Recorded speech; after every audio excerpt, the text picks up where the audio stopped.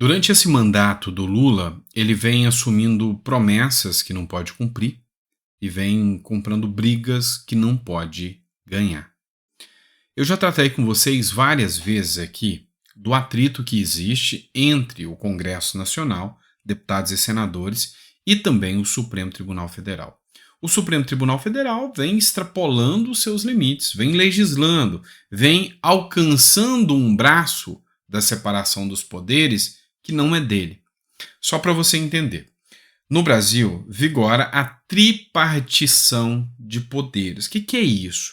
Quer dizer que nós temos três poderes que são independentes e harmônicos. Nós temos o executivo, é onde o Lula fica. O legislativo é onde os deputados e senadores ficam. E o judiciário é onde o STF fica, isso no âmbito da União. E aí nós temos em escala estadual, temos em escala municipal, sem o judiciário. No municipal não tem juízes municipais. Só para você entender. Cada poder tem sua função, ou seja, cada um no seu quadrado. E quando um desses poderes avança no quadrado do outro, ele está sendo inconstitucional. É isso que são as acusações hoje, que são as denúncias feitas pelo Congresso Nacional contra o Supremo Tribunal Federal. O Supremo Tribunal Federal foi em pautas que não é dele. Por exemplo, aborto, drogas, marco temporal, dentre outros. E aí a grande questão é, o Supremo ganhou poder demais para poder derrubar o Bolsonaro. Então, uma grande parte da sociedade, imprensa, entre outros, deputados, deram muito poder. E agora? Como frear isso, uma vez que eles gostaram do poder e agora estão atingindo o agro, estão atingindo pautas caras como o aborto. E por que isso? Porque tem um artigo da Constituição que diz que todo poder emana do povo, que o exerce por meio de representantes eleitos. O primeiro artigo, diga-se de passagem, da Constituição. E aí, os eleitos são os deputados e senadores. STF não.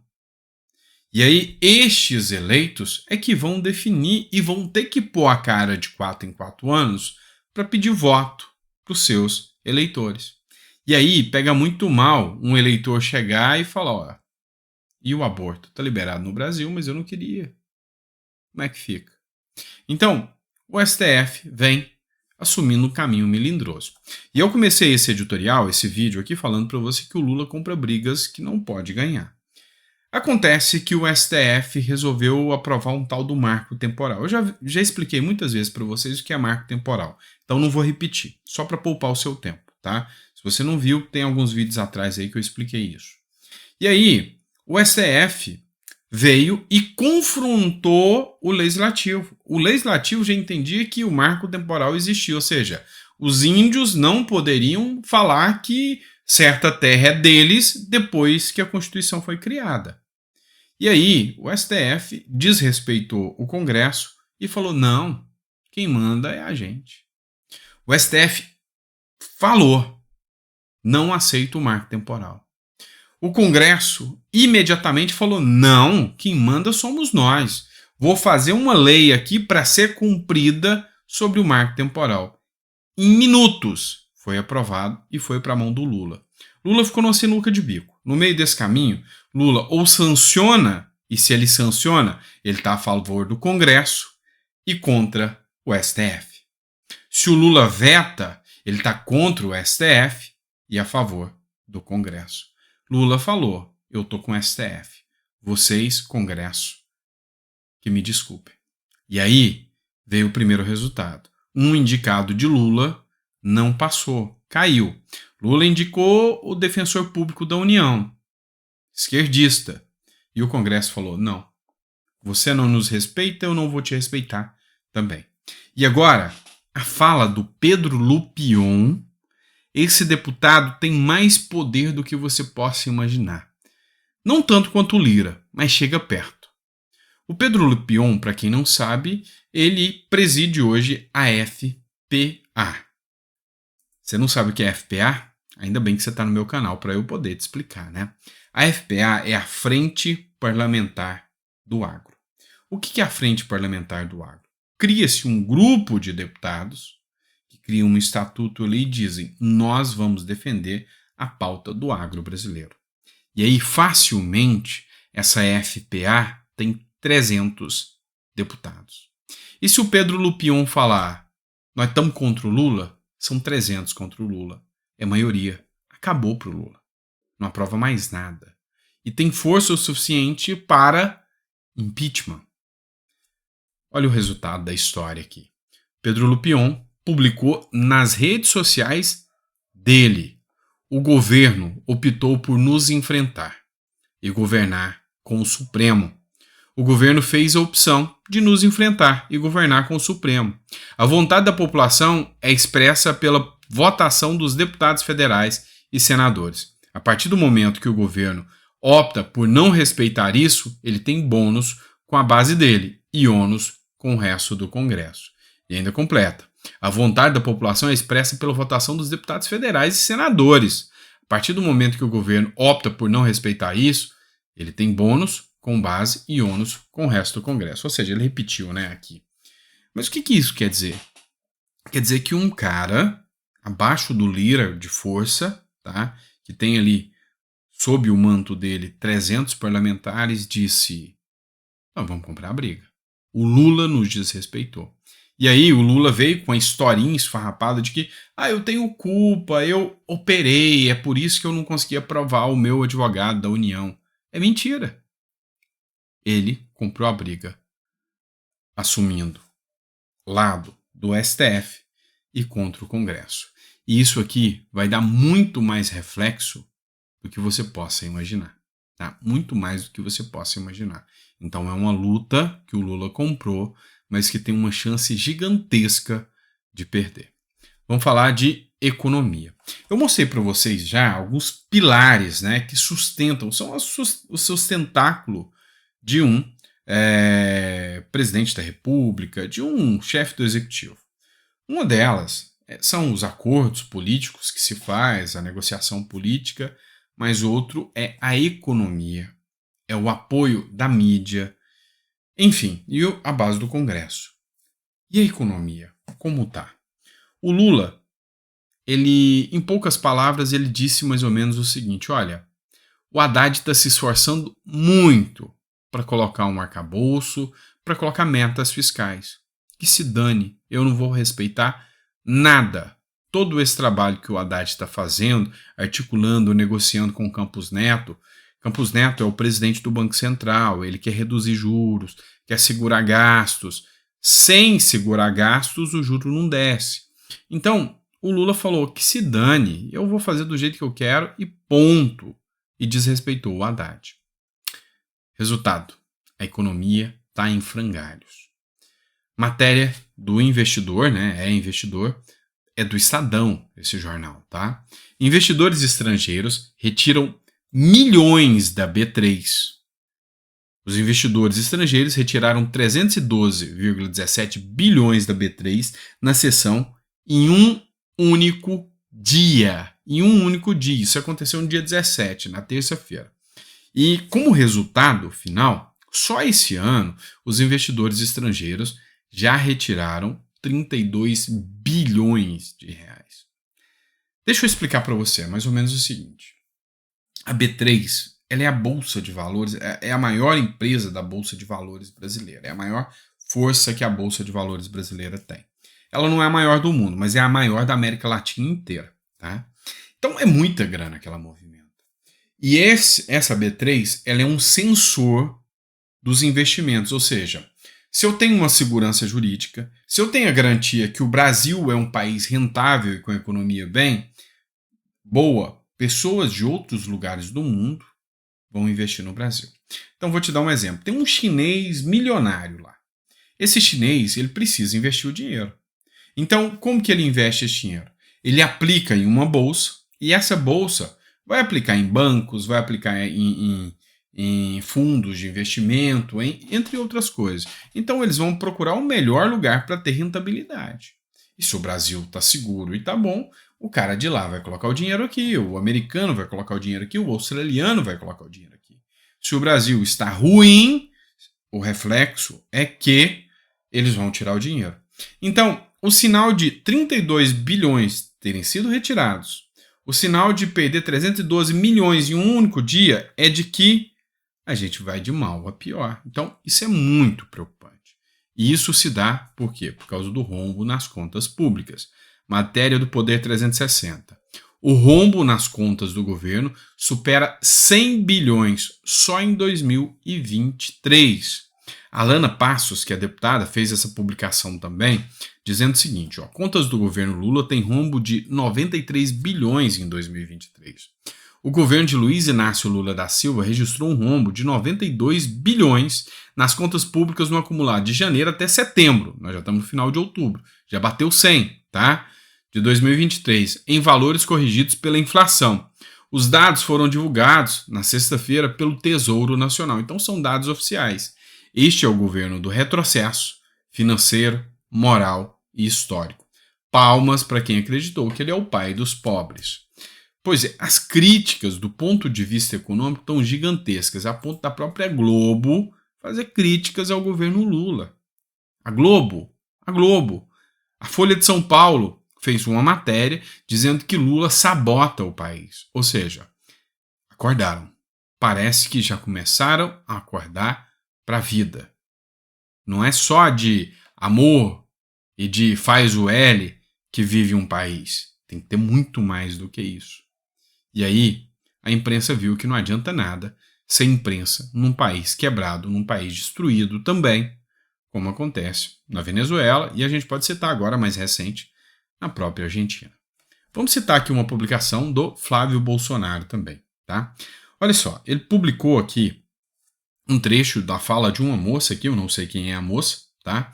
Mas olha só, ele que é senador da República publicou essa fala aqui. Segura que a cisterna do nordestino tá cheia. A cisterna do nordestino tá cheia. E para não dizer que eu tô mentindo, eu vou mostrar que tá cheia de água aqui, ó. Um reservatório cheio. Vou mostrar aqui. Vocês gostam de falar que no nordestino não tem água? Tem água sim. Tonel aqui cheio. Cisterna aqui pela boca esborrando. Cheio de água. O reservatório aqui branco cheio de água. Não tem nem quando bater. E quem mandou isso? Vamos agradecer a quem? Ao nosso trabalho, porque a gente trabalhou e pagou. Um caminhão de água agora é R$240. Pois é, querido. Porque a água do governo aqui é bom, zero. E continua invicto. Ali na vizinhança, caixa vazia, cisterna vazia. E hoje, infelizmente, a gente teve que comprar água. Como vocês me pedem sempre para atualizar como é que tá. Além de não ter água, o caminhão de água aumentou. De 200 agora é 240. Caixa de molho de 40 agora é 50. E por aí vai. E a gente não sobrevive sem água, a gente tem que comprar. Flávio Bolsonaro escreveu o seguinte: sob o governo de Jair Messias Bolsonaro, o sertão virou mar. Em 2022, as obras do eixo norte da transposição de São Francisco foram concluídas, permitindo que as águas do Velho Chique chegassem ao Ceará, a Paraíba e ao Rio Grande do Norte, após saírem de Pernambuco. O governo também conclui o ramal do Agreste, a adutora do Pajeú em Pernambuco e o canal do Sertão Alagoano, além de ter perfurado 1,2 mil poços no Nordeste em 2020. Enfim, Bolsonaro fez tudo para possibilitar a independência do povo nordestino. Já para Lula, tudo que importa é a dependência dos nordestinos ao carro-pipa. Lula 3 já mostrou o que veio. Mais uma vez, demonstra que não foi pelo povo. E enfim, esse tema está dando uma discussão muito grave. Eu vou citar para vocês, por exemplo, o meu irmão mora no Rio Grande do Norte, em Natal. E a gente estava conversando essa semana. Eu até brinquei com vocês que quando eu sento para conversar com vocês é como se eu estivesse conversando com os meus amigos e familiares, que a gente gosta muito de conversar sobre política, até porque a política muda os rumos da nossa vida. E aí ele estava falando o quanto está caótico. Ele falou, gente, a economia está caótica. Ele falou, Sandro, pessoas aqui do prédio estão tendo que devolver as salas, estão todos com o nome sujo, tá caótico, a empresa quebrando o tempo todo porque a economia está indo de mal a pior. E parece que o Nordeste é o que mais está sofrendo nas mãos da atual gestão. E isso é muito preocupante, porque quando começa lá, depois desce para cá, ou vice-versa. Nós temos um país que é uma unidade federativa, ou seja, todos os estados estão vinculados à União, e quando a União gasta mais do que tem, é a mesma coisa da sua casa. Gasta mais do que você tem para você ver se amanhã o banco não está na porta da sua casa te tomando tudo. Com o país não é diferente, não. Acontece a mesma coisa. Então a gente precisa abrir os olhos, porque essa narrativa esquerdista está acabando com o nosso país. A gente sabe disso. Por fim, vou trazer uma notícia que é, assustadora. É realmente de colocar, assim, olhos abertos. Trata-se da OMS. Matéria que eu trago para vocês é da Conexão Política. Eis aqui o diretor-geral da OMS, o Adhanom Ghebreyesus. Acho que é assim mesmo que fala, Ghebreyesus. É uma coisa assim, tá? Quem manda ter um nome difícil. E aí, a matéria diz o seguinte: últimas. Próxima pandemia não é questão de se vamos ter uma próxima pandemia, mas é quando irá acontecer uma nova pandemia, diz o diretor da OMS. Isso é assustador. O diretor-geral da Organização Mundial da Saúde, OMS, Tedros Adhanom, enfatizou inevitabilidade de futuras pandemias e a necessidade da comunidade internacional se preparar para enfrentar essa ameaça. Em um vídeo publicado em seu perfil nas redes sociais, Tedros declarou que a próxima pandemia não é uma questão de se acontecerá, mas quando acontecerá. Na mensagem, ele destaca a importância de se evitar repetir erros do passado. Diz que os Estados-membros da OMS estão em negociações para estabelecer um novo Pandemic Accord, ou seja, um novo acordo pandêmico, e emendar o Regulamento Sanitário Internacional, com o objetivo de fortalecer o arcabouço jurídico para a resposta global a pandemias. Tedros instou os membros da União Interparlamentar a apoiarem essas negociações para que sejam concluídos a tempo.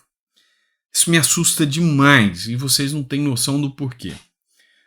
Durante a gestão Bolsonaro, enfrentou-se a guerra da Ucrânia, e a guerra da Ucrânia fez com que faltasse produtos e insumos básicos, o que gerou inflação.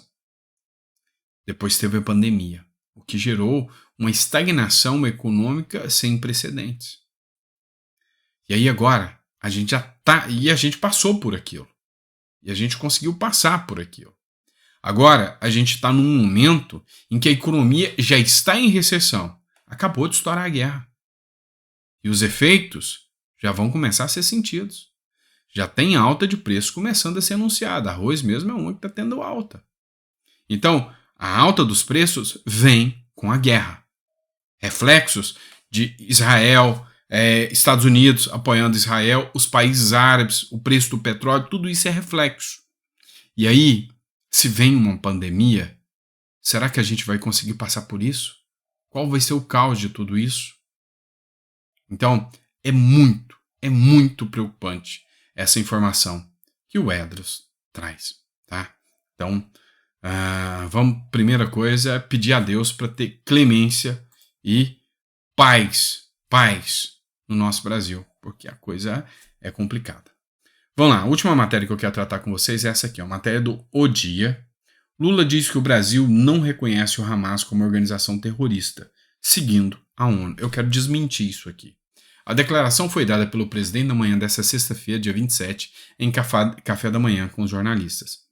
O presidente Luiz Inácio Lula da Silva afirmou nesta sexta-feira que o Brasil não reconhece o Hamas como organização terrorista, seguindo as avaliações do Conselho de Segurança da ONU. No entanto, ele disse que o país vê ações dos grupos radical islâmico como terroristas. Isso aqui é uma mentira, tá? E eu vou deixar muito claro para vocês. Todo o país, inclusive o próprio Brasil, tem aquilo que nós chamamos de soberania. O Lula, ao dizer que só depois que a ONU declarar alguém terrorista é que o Brasil também declara, ele meio que abre mão da nossa soberania, dizendo que nós somos vassalos do grupo, das decisões que a ONU toma.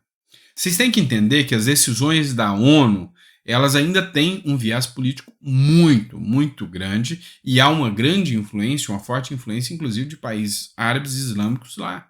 Então, não à toa, esse grupo terrorista até hoje não foi tratado como tal. E aí, isso que foi dito de que nós só não tratamos esse grupo como terrorista, porque a ONU ainda não tratou, uma coisa não tem nada a ver com a outra. Uma coisa não tem nada a ver com a outra. Aqui o Brasil pode muito bem, e aí me espanta o Congresso não tomar essa medida também, assumir a responsabilidade de tratar o Hamas como o grupo que é, um grupo terrorista. O próprio Lula falou, não, nós sabemos que ele cometeu um ato terrorista, mas não é o primeiro nem é o último. Então, há uma coisa de errada nessa história e essa desculpa esfarrapada não nos convence. Não tenha dúvidas disso, tá bom? Grande abraço, pessoal. Fica com Deus e até o próximo editorial.